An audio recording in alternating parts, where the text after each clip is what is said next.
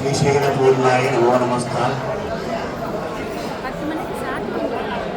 திருவருணம்பருடைய 1053வது வருஷத்தினுடைய அவதார மகோத்சவம் இந்த சன்னதியிலே இந்த விசேஷமாக நடந்தது.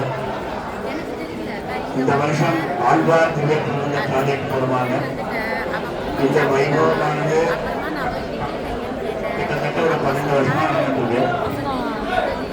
இதுல மொத்தம் 16 பேர் பண்டிதர்கள் இங்க வந்து உபன்யாசம் பண்றார். அதே மாதிரி கீனோட் அட்ரஸ் அப்படின்னு ஒன்று இருக்கும். இந்த வருஷம் என்ன விசேஷம் அப்படின்னா